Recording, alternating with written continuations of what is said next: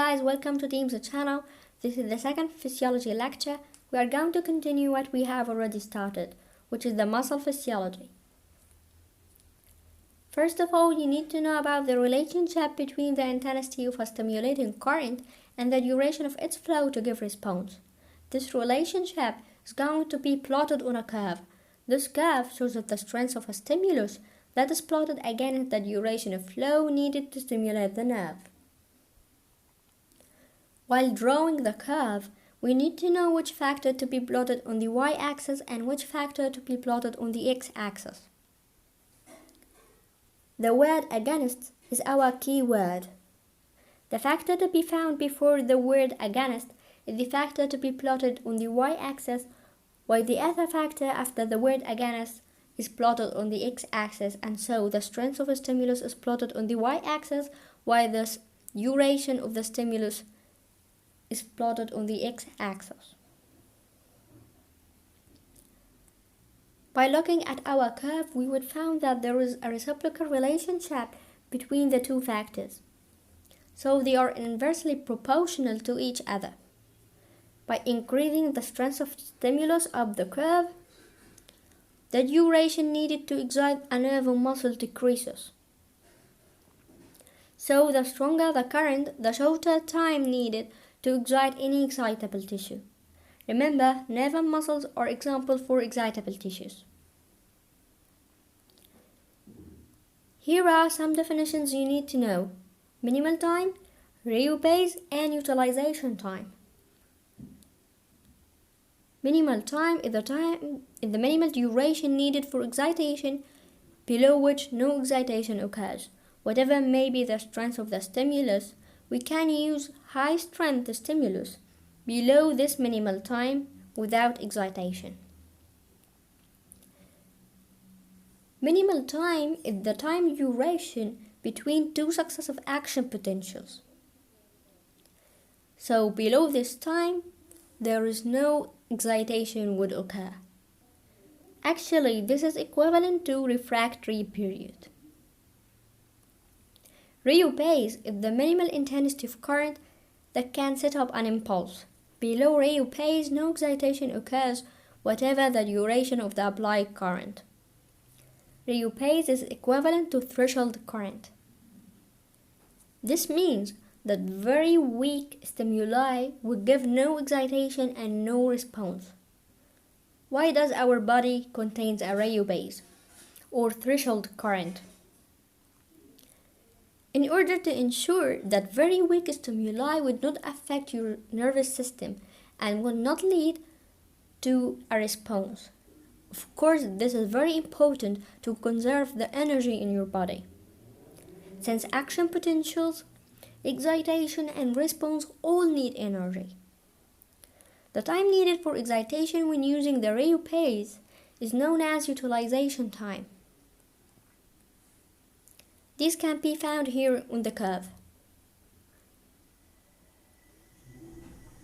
This 1 volt stands for the reupase, while these 2 milliseconds here stands for the utilization time.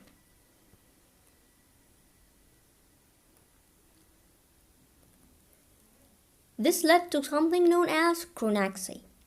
Chronaxy is the duration of current flow needed for excitation when using the current intensity equal to double of the reupase. The shorter the chronaxy, the greater the excitability, and vice versa. This means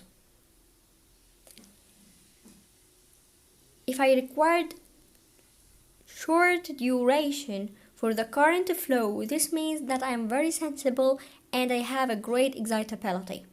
Chronaxy is a good index for the degree of excitability, as I mentioned. It is used to compare the excitability of two different tissues or the same tissues under different conditions. Now let's go through the excitability changes. Excitability changes of a muscle are identical to those which occur in the nerve. They are absolute refractory period, relative refractory period, supernormal and subnormal phases.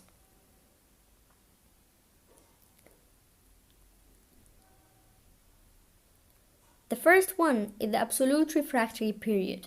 It is the period during which excitability is completely abolished.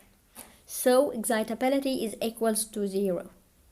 No stimulus can excite our nerve or muscle fibers, whatever the strength of that stimulus.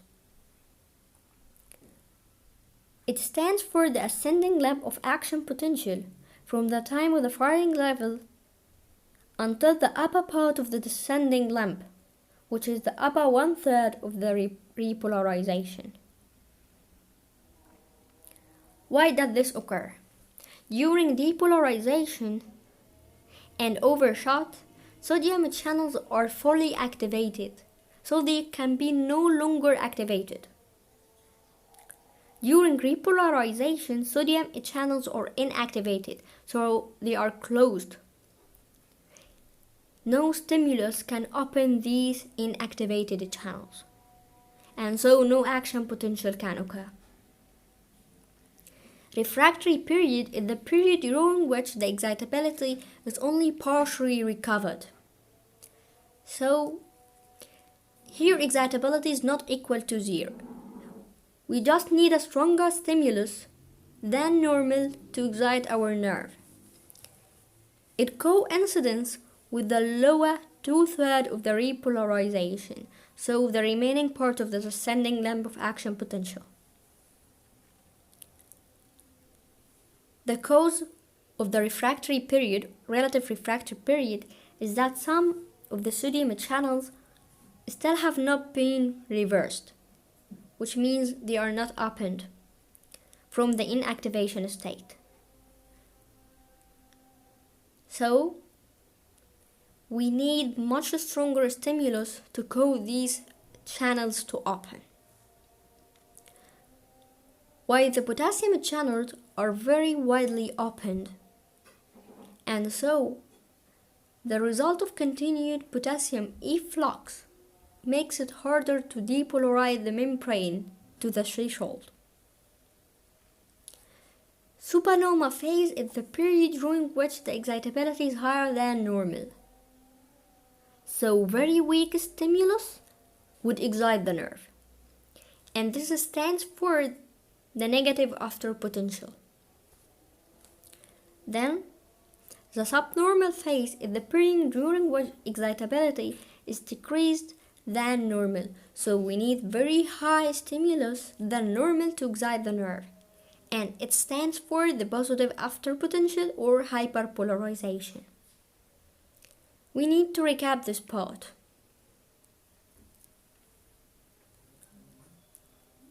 Imagine this is the curve, -70, -55, +33 or 30.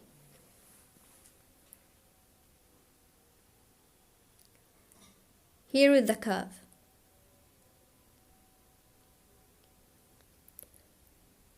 After reaching -55 to reaching the upper 1/3 of repolarization, this is known as absolute refractory period. Then, till the end of repolarization is known as relative refractory period.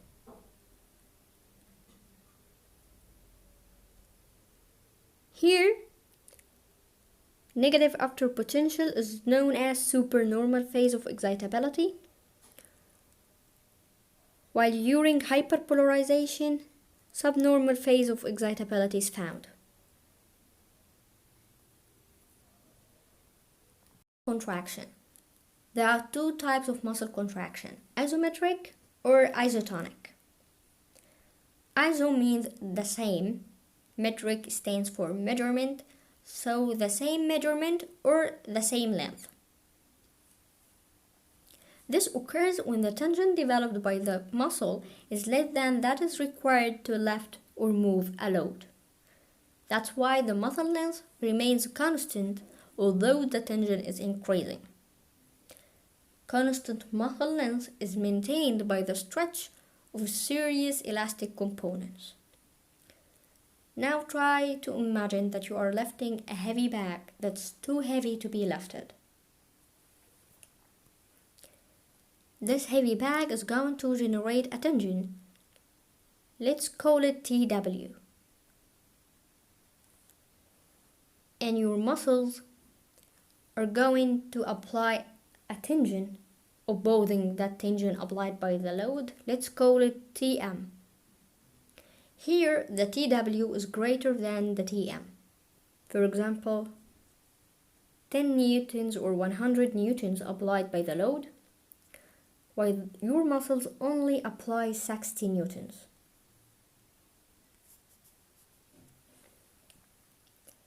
So here the knot movement will be downwards.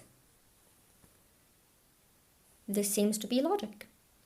However, your muscles are contracting, but does not shorten. How? Imagine your sarcomeres, which is made of two Z lines. Here is an M line, thick filaments, and thin filaments. Now, action potential have reached your muscle. Calcium ions are released into the cytosol.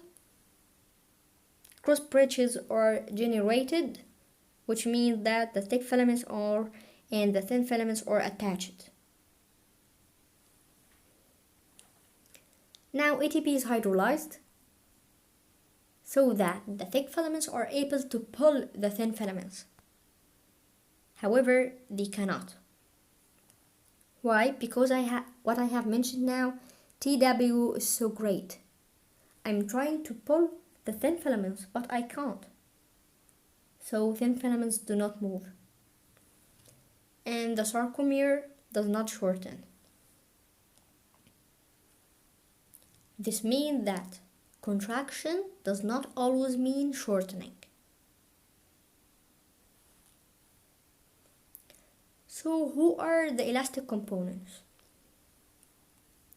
Your tendons and the end of your muscles contains elastic components that are able to stretch. What is the importance of these elastic components? What if they are not there? Heavy load, muscle contracts and shorten, but the arm is not raised. This means that your muscle is going to detach out of the muscle, out of your bones. What a great damage. That's why the elastic components are there, to conserve our muscles. These elastic components try to maintain this length. Because if this length is shortened, detachment would occur. Of course, less energy is needed. Why? Because as I mentioned before, ATP is hydrolyzed. So we cannot pull the thin filaments. There is no need to hydrolyze more ATP. That's why less energy is used. Isometric contraction occurs for shorter duration. Again, imagine you are lifting a heavy bag. You will keep trying on for short duration, and then you will leave it, because you cannot be stuck in this position for the whole day. Here's another example for isometric contraction during standing. It occurs to maintain posture against gravity. So when I am standing, my muscles contract, but length is not changed, because tension applied by the gravity is greater than tension applied by your muscles. Isotonic contraction. It occurs when the tension developed by the muscles exceeds the tension applied by the load. And so the muscle length changes, while the tension is maintained constant. And that's why we call it isotonic. Either the same, tonic tension.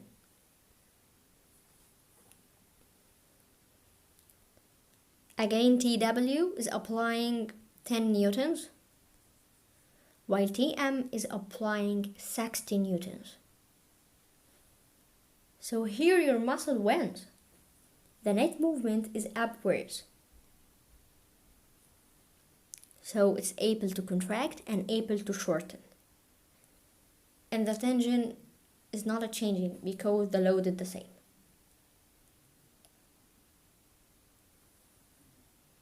Of course, here external work is done and your mechanical efficiency is equal to 25%. Of course, you can stay in this position for longer duration and more energy is needed. Why? Because for this position to be maintained, ATP is hydrolyzed, thin filaments are pulled, then more ATP is hydrolyzed in order to pull the thin filaments more and more and more. That's why I need more energy. There are two types of isotonic contraction, concentric and eccentric. Simply, concentric occurs during carrying heavy weights, and so the muscle length decreases, while here it lengthens,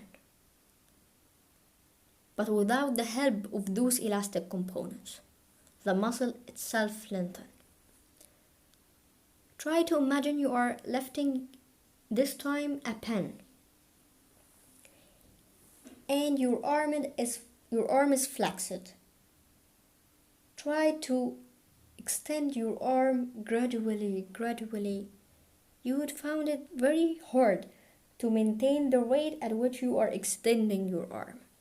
This is known as eccentric contraction. Here is a comparison between the two types. In isotonic, it may shorten or lengthen, so the muscle length is changed. Isometric remains unchanged. Tension for isotonic is constant, while for isometric is increased. Why? Because the muscle is trying to increase the tension and hoping to be able to lift this load. External work, of course, for isotonic is performed and no external work is done for isometric. Energy. Some energy in case of isotonic are used to do external work, and partial energy is wasted as heat. While in case of isometric contraction, all of the energy is converted to waste heat. Sliding of actin into myosin filaments. Of course, it occurs in greater degree in case of isotonic and to a lesser degree or no sliding occurs in case of isometric.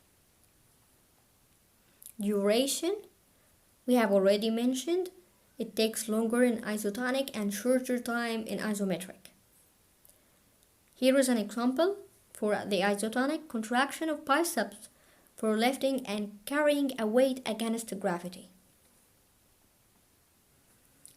But isometric, again I'm contracting the biceps to lift a weight, but this weight is too heavy to be carried, so no movement occurs. Now, what if I'm trying to stimulate the skeletal muscle by a single stimulus? It would depend on the type of the stimulus.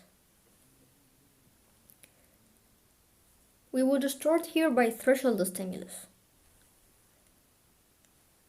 which is equivalent to rheopase, which I have mentioned before. It would excite the most excitable motor neurons, which means that the most sensible ones would realize this stimuli, and so a weak contraction is recorded. What if I apply sub-threshold stimuli, which is too weak? No motor units will be excited, and so no contraction is recorded. Why? Because it's too weak. No need to exhaust the nervous system for such a very weak stimuli. suprathreshold, which is greater than the threshold itself, of course more motor units are excited and stronger contraction is developed. Okay, now I'm going to give it a maximal stimulus. So all motor units will be excited, and so it gives the strongest response. The strongest contraction would be recorded. However, if I try to give it supramaximal stimuli, it will give the same action given by the maximal. Why? Because, as I mentioned, all motor neurons are already excited. So now they cannot be further excited, because each one of them apply or obey all non law.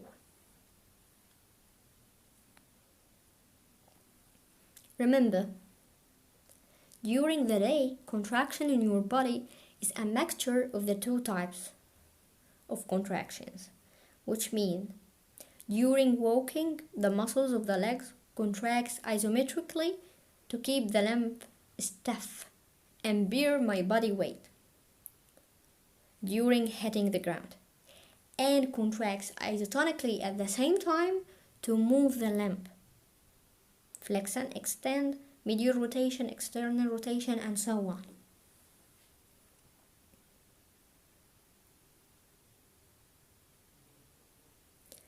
Now the muscle tone. Actually, the muscle tone is the continuous and passive partial muscle contraction, or is the muscle resistance to passive stretch during resting state. This means that my muscle is at continuous contracted state, but this is a slightly contracted state, so it does not produce active movements. This makes my muscle to be ready for any stimuli, keeping the muscle to be firm. Of course, this stabilizes the joints and maintains the posture.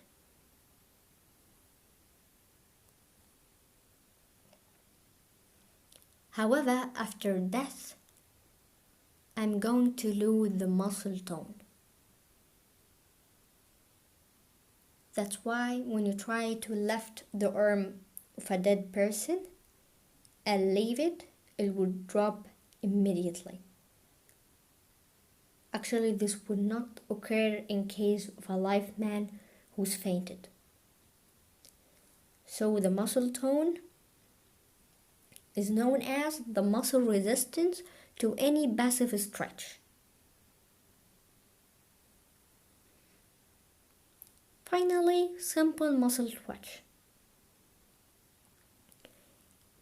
It's a brief short contraction followed by a relaxation produced by a single maximal stimulus to the muscle. This means single action potential led to the release of a small amount of calcium ions, and so very short contraction for the sarcomere between the two Z lines occurred. Now, no more action potential there, so my sarcoplasmic reticulum would reaccumulate the calcium and reuptake it again. This known as relaxation. So here one contraction and one relaxation, and so that twitch is terminated. That's why it consists of 3 phases: latent phase, contraction phase, which we mentioned, one contraction phase or short contraction occurred, relaxation period, which is equivalent to the reaccumulation of calcium ions into the sarcoplasmic reticulum. Here we reached the end of our lecture, and good luck!